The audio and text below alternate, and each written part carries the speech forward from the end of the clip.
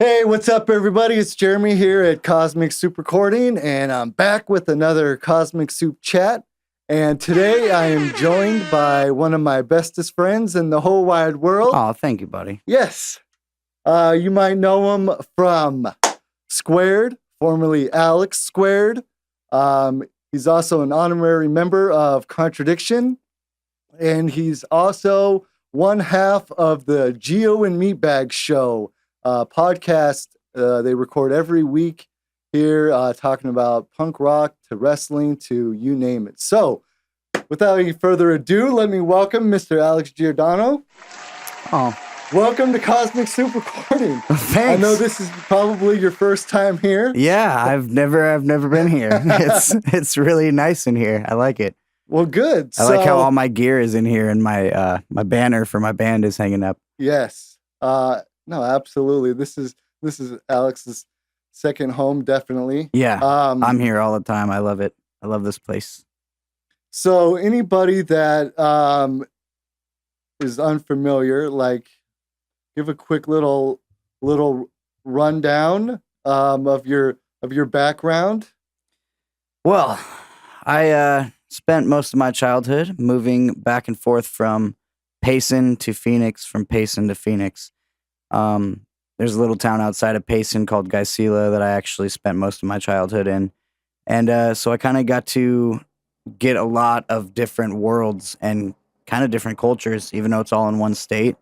Because, up north you have like kind of more country kind of lifestyle. There is ranches and forests and shit like that in Arizona.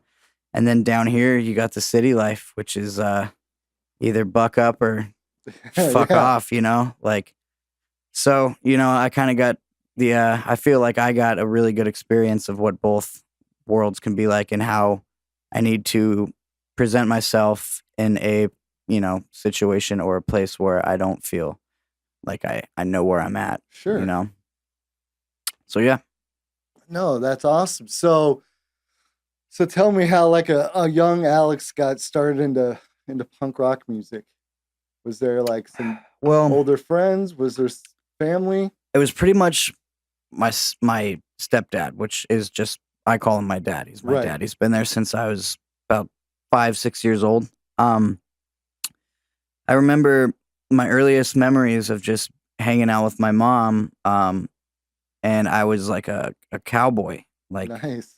I had the duster, the trench coat, and like the cowboy hat, and expensive boots and Wrangler jeans. And I remember always wanting to be Bo Duke from the Dukes of Hazzard and Dwight Yoakam and just all these different personalities and characters. And then my stepdad bought me a boombox one year for Christmas or my birthday, I can't remember.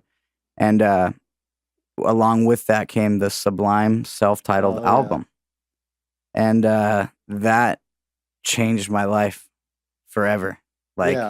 That introduced me to not only punk rock, but just so many different styles of music and rock and roll. And it just showed me that there is music outside of country music. Oh, sure. Yeah. So that basically, that's what opened the door right there. And then I have a very wide variety of music that I like and have liked in the past, and maybe not so much anymore, but it always has a special place in my heart. So, No, that's awesome. One of the best things that I've ever seen is a couple years ago, Gio and Meatbag did an interview up in Payson for a local radio station, and the guy doing the interview, the DJ, asked Gio like, "Okay, what are some of your influences?" And like as soon as Gio like named one or two, the guy just like totally interrupted him and was like, "Oh, that reminds me, I have a story to tell." And like totally cut him off. So I thought about doing that, but I wasn't going to. That would have been funny. So, anyways, but no, so that's awesome. I know that's one thing that we have in common is a large taste in all different types of music. If you listen to the podcast, Gio's playing punk rock, he's playing hip hop, Whatever the fuck we want, really. Oh yeah. Limp Bizkit is a good go-to. Yeah, absolutely. That's one of the widest. That's not the farthest I stretch, I No. stretch, when it comes to variety, but that's a wacky one that I Oh think a yeah. lot of people don't really admit, but everybody liked the biscuit Everybody. at one point, Oh yeah, everybody. you know? So, what made you start playing guitar?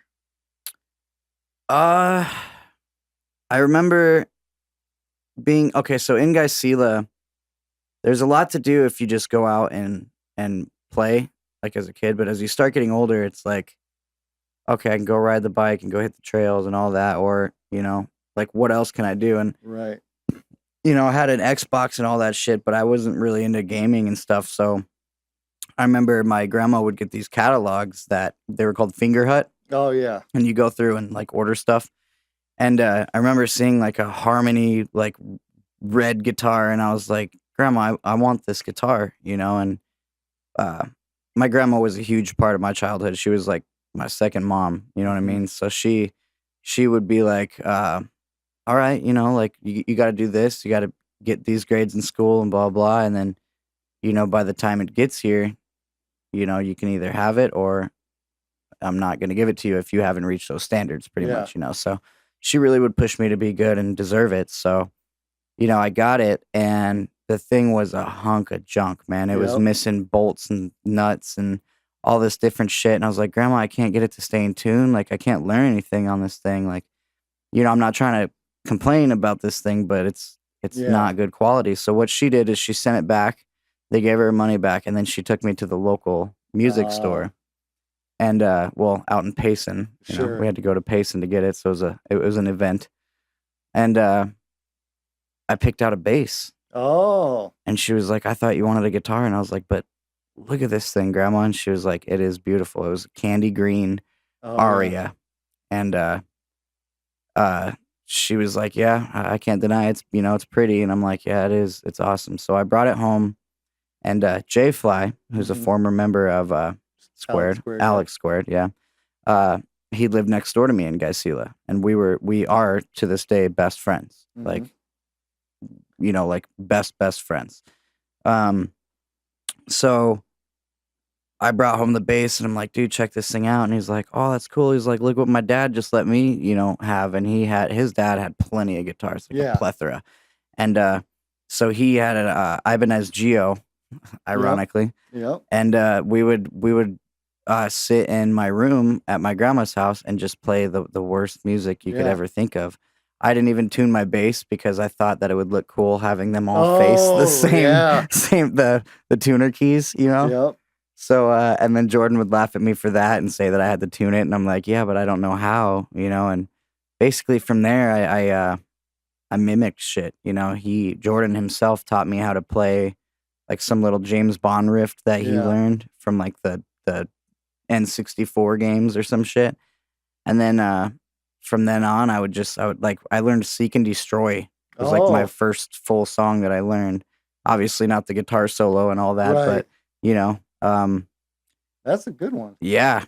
And to me, to this day, it's like this is probably the Yeah. best song I can Yeah. play. But hey, it showed that I like really wanted it, and like I'm not the most driven guitar player ever. I don't practice hardcore every single day, but I know that I just want it. I got the rhythm in me, and I want to jam. I've always just wanted to be a rhythm guitar player. I never wanted to stand there and shred, Right. and Yeah. so I got the rhythm. If you got the soul, let's fucking do Yeah. it, And Meatbag, big part of the band history. He had the soul, and you know now we have Silva. Yep. Silva from Rundown Roommates. He's definitely got the soul when Oh it comes yeah. to guitar.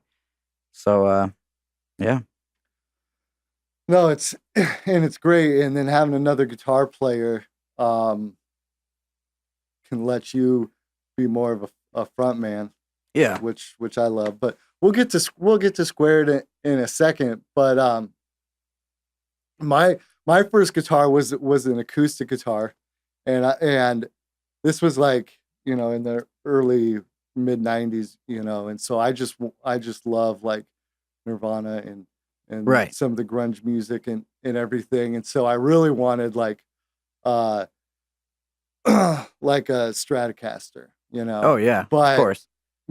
no one wanted to, buy it for me. And so I ended up getting this like acoustic guitar, and it was a piece of shit. Like the action was way off, Yeah. and I didn't know how to tune it. And so like my dad bought me this like, guitar book or whatever, and then it teaches you like how to tune the guitar to itself. But I couldn't hear anything. Like I'm like, Dad, does this sound right? And he's like, I don't know. And so my guitar was like never in tune. But the first song that I learned was Plateau, the Nirvana version, and because it's like basically just like two strings Right. just going, and I'm like, oh my god, I'm playing like a real song. And so eventually I went to the shop, and they tuned the guitar for me, and then they kind of told me like, this is kind of a piece of junk, like.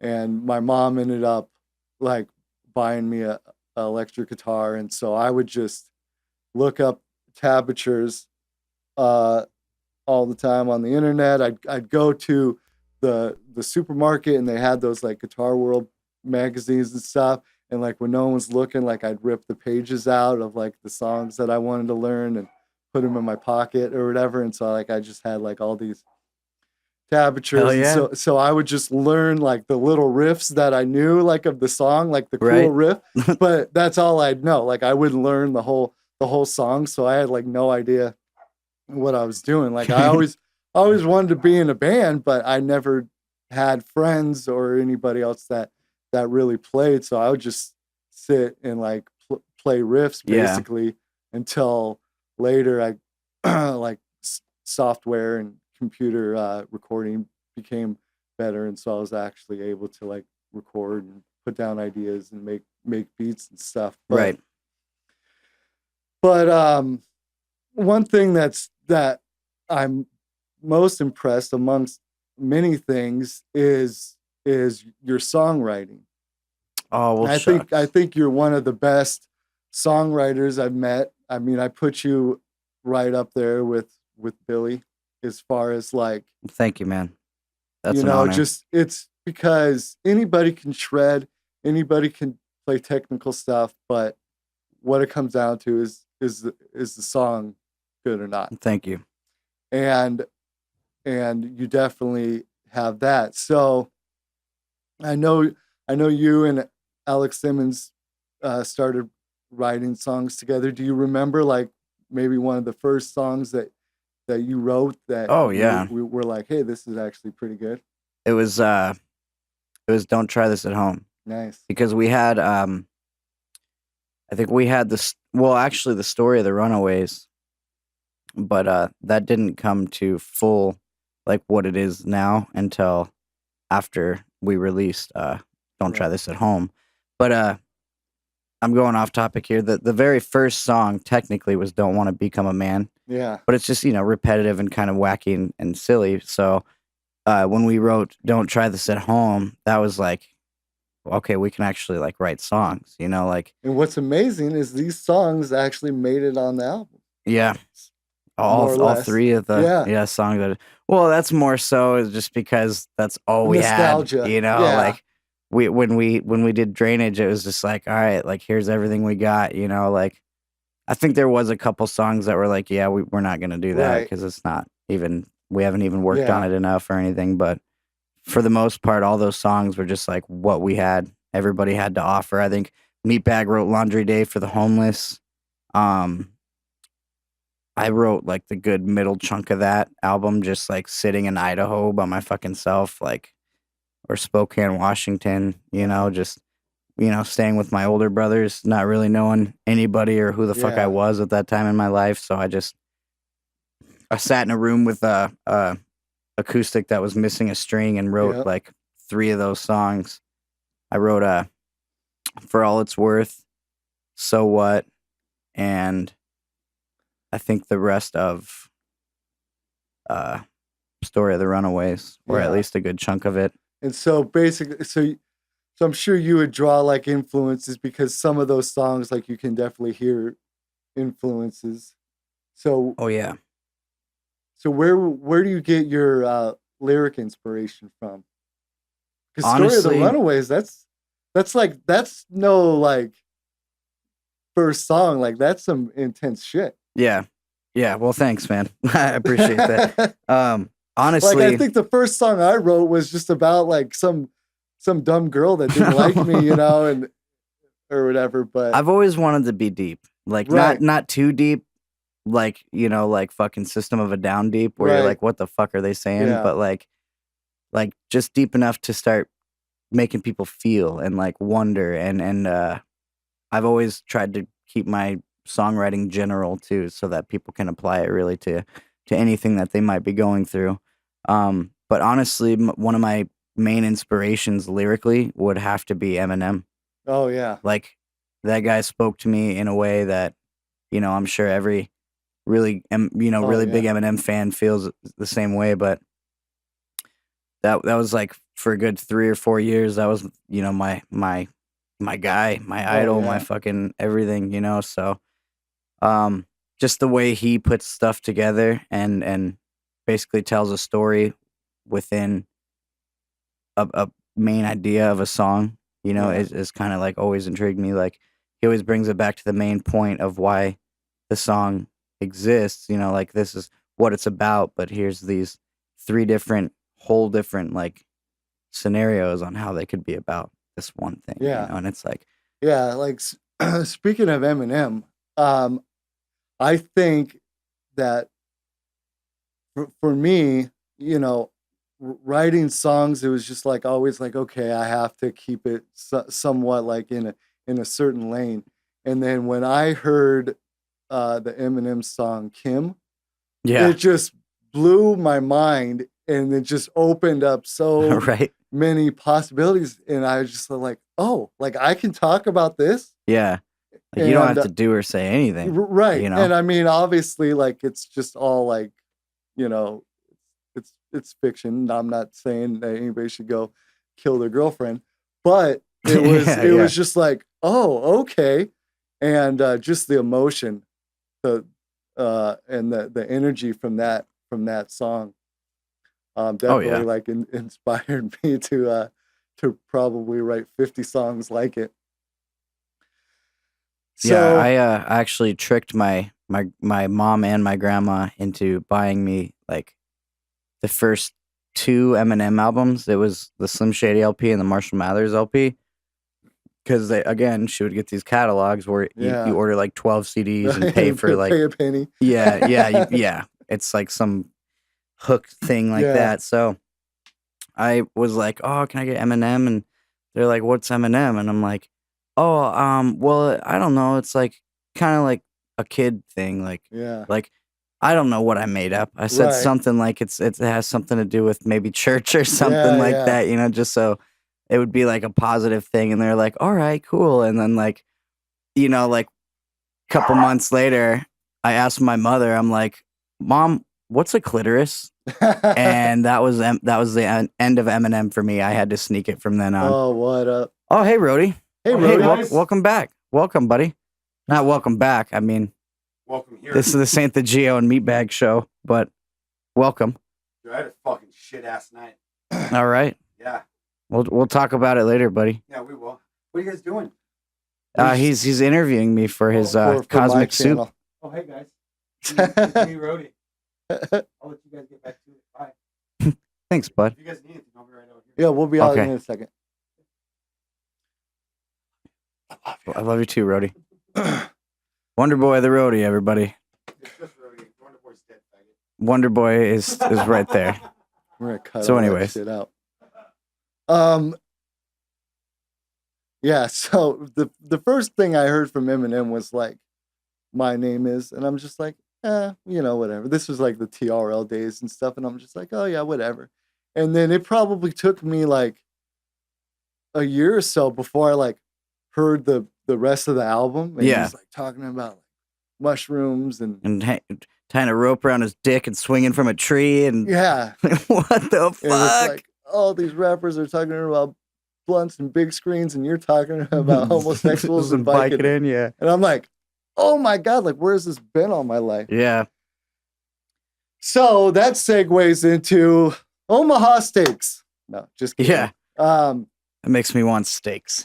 Speaking of depression, Yeah. one thing that makes me not depressed is Omaha Steaks. So Shout out kind to of John Moxley. it's kind of interesting how me and Gio got introduced, because when I first started like recording, full time, when I was actually like building up my confidence in my resume to start like recording people outside my friends and in Contradiction. Right.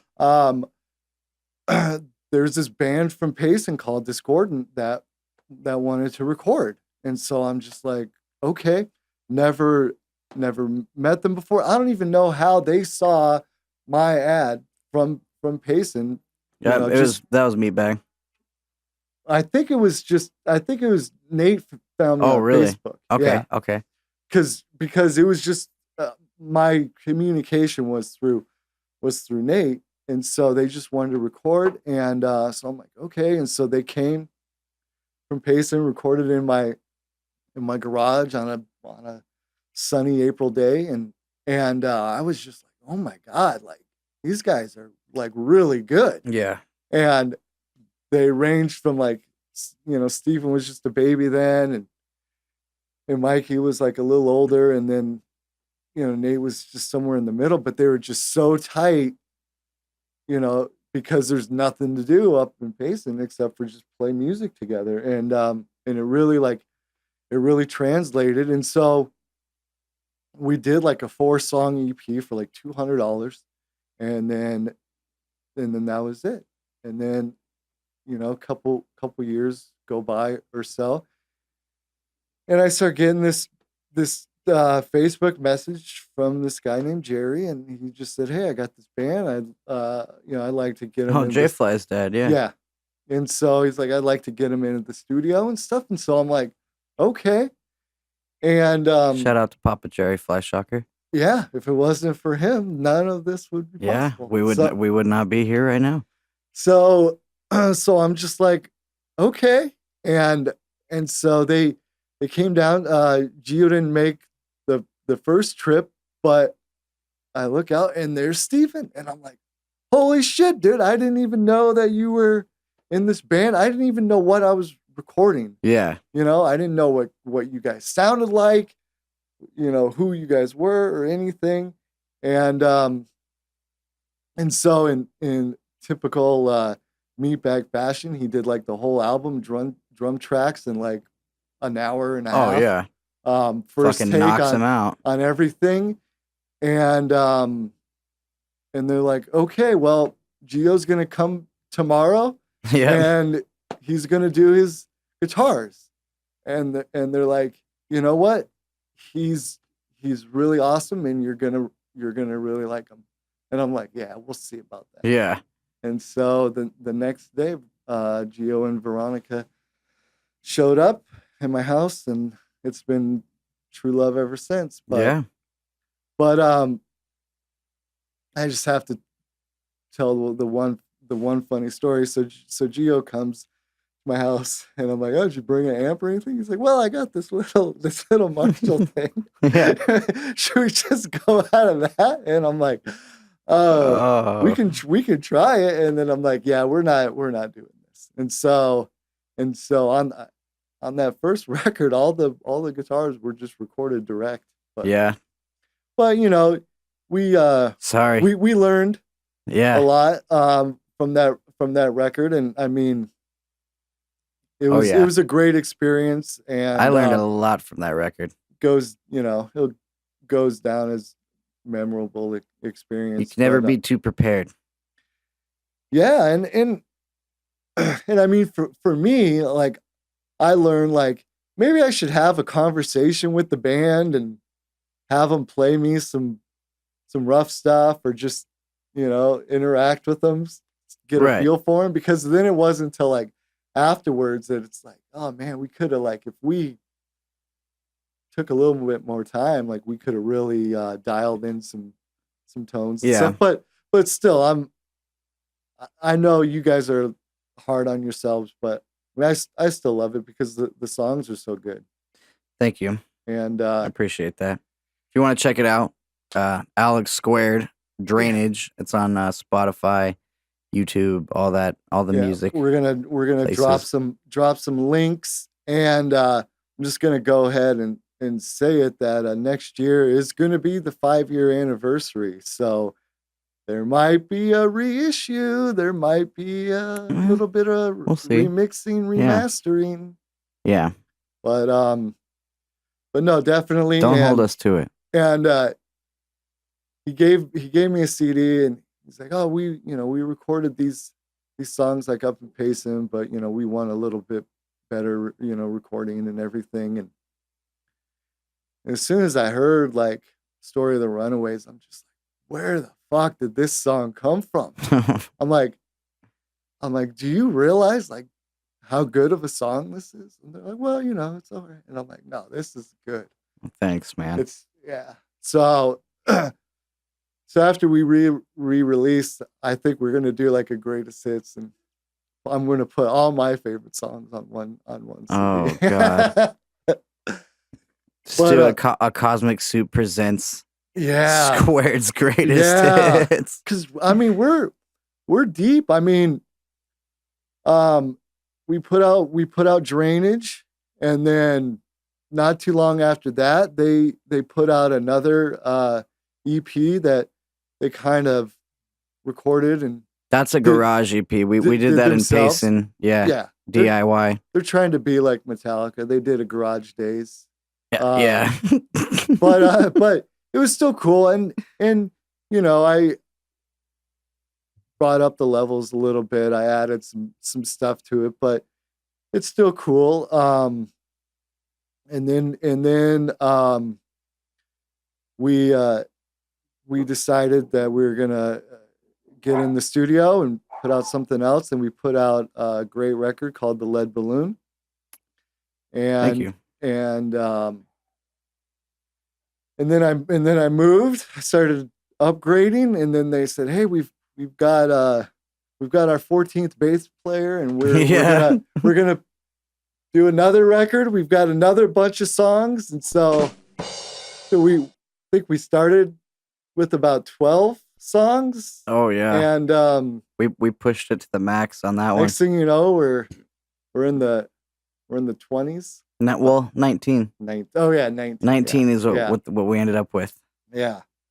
And then but that one's called Mexican Fishing Tricks, and that's a great record. I mean, it honestly could have been split into a rock album and a acoustic album, softer because album. it's got some a little bit of everything. And well, that was kind of like the whole idea too, is like we're just gonna go on this journey, because like if this is gonna be an album that you're gonna like drive to fucking Utah and listen to, like I want it to like deliver, I want you to like, okay, I need to rest, okay, I need to wake up, whoa, this song is pumping, it's fast, like I think we all kind of agreed on that it was like a very paced record. Yeah, because I mean, I really love Michael's acoustic track. Meatbag does some great. Shout out to my cousin Michael Abdu. Love you, brother. It's probably one of my favorite songs as well. That's going on the greatest hits. Yeah, not me. That we were talking about the Not Me song. Yes, and then Meatbag's got some great songs on there, and there's a great song for your grandma on there. So, yeah. So, I think we all really put like an emotional song down, Yeah, because just showing that we had that, it's in us. There's kind of like that Beatles vibe where it's like one guy writes a great song, and then the other guy is like, "Oh, now I'm gonna try to do something," and then the other guy's like, "Okay, now I'm gonna do something." Well, and we all decided too that we wanted to get really personal with this album, since it was our 4th album at the time, and it's like, let's just start opening up, so we got at least get, like ourselves. Let's bleed onto this record, basically. It's the best way I can put it. Yeah. So we don't have to get into too many details, but you guys are recording some new stuff. Yes. And we're working on the first ever Squared album. Yes, we ditched the Alex, now we're just Squared. Yep. And Simmons is dead. R.I.P. And we started. There's no rush on this one. We're definitely not trying to push any deadlines here. We're just gonna kind of take it as it is and let the band form naturally, and everybody kind of find their role. And we'll just leave it at that. Oh yeah. And who knows? In a month or so, maybe I'm on it. Yeah, we'll see. We will see. Maybe we'll be doing a little update to this. Yeah. But no, I mean, I'm so excited for Square. I mean, I love it. I'm not even just saying it, but it's definitely one of my favorite bands, not just local favorite bands. Oh well, period. Thank you, man. Thank you. So enough about that bullshit. Let's talk gear. I mean, you're a guitar player, you're a bass player. Mildly. What's your like? I know you right now. Like you're rocking the Fender, but what's your like dream guitar? Do you have like a dream setup? Oh yeah, I have a few. So ultimately, I have to geek out and go with either the Randy Rhoads Polka Dot V or the Zakk Wylde's wow. Yeah, the Bull Dot. Is that a Les Paul or is that Bullseye? Excuse me, Bullseye. Yeah. They're both Gibson. Oh, okay. Yeah. But Zakk Wylde, is he playing a Les Paul or is that something? Okay. Yeah, there's an Epiphone version, but I don't want that. I want that. I want the Les Paul. I could see you playing a Flying V. Oh yeah. Yeah, I used to have a Ibanez. We called it the Flying Y because the shape of it looked kind of more like a Y rather than a V. Yeah. So but yeah, I had that and like it had like not glowing, but just like really vibrant red strings on it, and I had because I always do the black and red. Yeah. But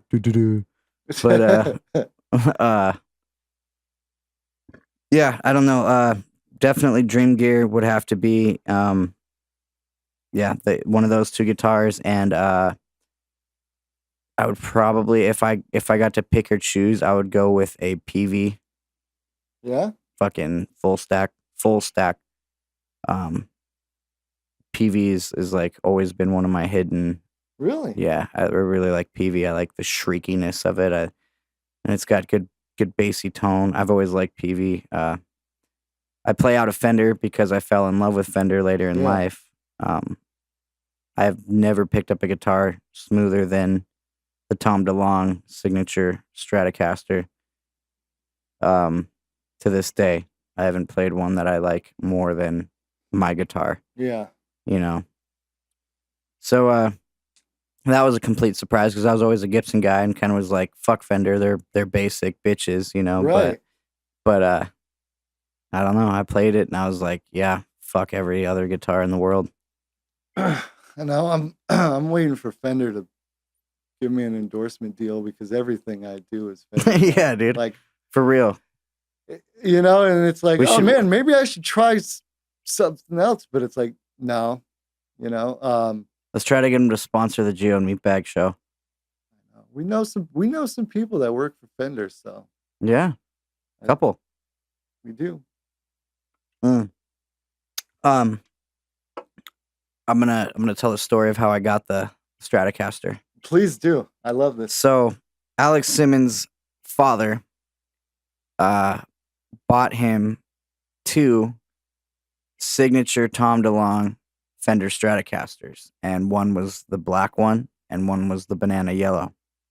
So he's had them for about maybe 6 to 8 months, and we would play shows all around, and he would switch out between the two guitars, and I would play the Les Paul Studio, the same one that Billy had from Contradiction. And then one day he decided that he was going to pawn them both for heroin money, which, if you don't know the story already, Simmons had to leave the band because of his heroin problem. He went and got clean. He's clean now. Everything's good. He just chose not to return to music. He chose to live his life, and nobody's mad at him for that. So back then, he decided to pawn his guitars for heroin money, and I learned that they were in the pawn shop. And I called my wife, at that time, my girlfriend, Veronica, and I said, hey, I need to spend about $200. And she was like, on what? Well, dumbass decided to, pawn his, and this was only the yellow one at the time, and then his acoustic. Yeah. So I got the yellow Stratocaster and his acoustic Yamaha, which was a beautiful guitar. It survived a fucking rollover car accident that he broke his neck in. The guitar was just fine, sitting propped up in the back seat. It's a fucking miracle. But he actually still owed, we mentioned Jerry, he still owed Jerry money for the acoustic. He loaned Jerry the acoustic for some money, and then stole the acoustic back from Jerry and went and pawned it again. So I gave the acoustic straight to Jerry, and I was, carrying the Tom DeLonge and the Roadrunner case that I still have for it and everything. And he was like, oh, thank you so much. And I'm like, thank you for what, man? Like, I just bought myself a fucking Tom DeLonge, and he's like, looks at me like, and then he just like understood. He's like, you know what? All right. Like, I'm not even going to argue because I deserve that. Yeah. And I was like, look, dude, like, you can play it at shows, but that thing's coming home with me, you know? And like, because at that point he was still in the band, Right. So basically it's kind of like a fucked up, like, a way, but I had to teach him, like, you can't just do this kind of shit. Like, you're going to lose shit, and you're going to lose because people. If it wasn't like a pawn shop in Payson or whatever, if it was like down here, that thing would have been gone. Gone. Oh, yeah. Yeah. And he ended up, so I contacted his father, and I was like, hey, just so you know, stupid ass pawned this. And I call him that because that's how I felt at the time. Right. He's doing great now, like we established. But,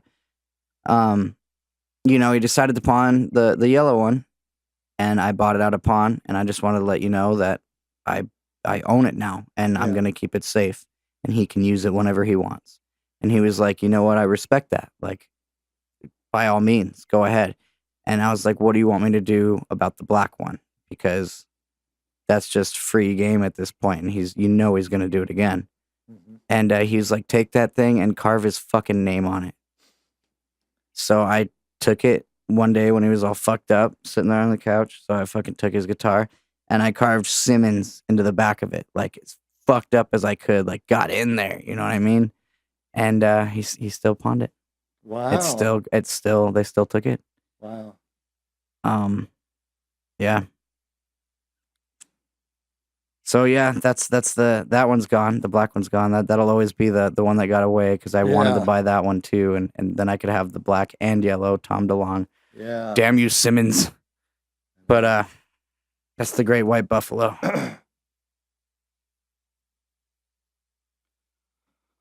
Well, all right then. I think this is a good. I think it would only be appropriate to play a song. Absolutely. So we were talking about this a lot, and it kind of built me up the courage to actually play it, debut it, whatever you want to call it, because it's not really a debut, but to some of you it may be. This is the story of the Runaways. Nice. From Alex Squared's Drainage. If you guys like it, check it out. check out the whole album. It's right there on Spotify. Yeah. Thanks for listening. Thank you, Jeremy. Thank you, Alex. And like I said, we're going to post some links.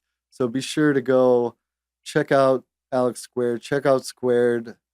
Follow the Gio and Meatbag show. They're on all social media. At Gio and Meatbag. Yep.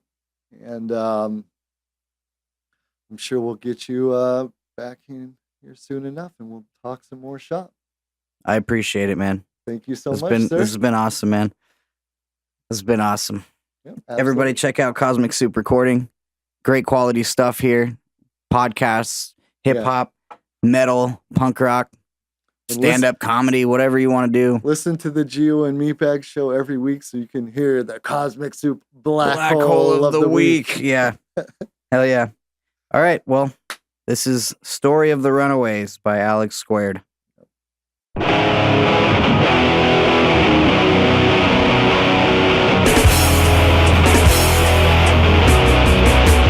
Runs away, runs 1,000 miles of street light. As he disappears, runs away. Everything, she knows the truth. Yeah, she knows what he did, and she will tell. If he doesn't give her what's promised now, they'll find out. She runs away. She runs 1,000 miles horizon. As she disappears and runs away from yesterday. We watched her do what no one should ever do, and he will tell the whole world some news, and now we know how the story goes. They run away, they run 1,000 miles to sunsets as they disappear and run away. But the gap remains. Now we know, we all know how it ends as they will find what's in store for them, and now their souls descend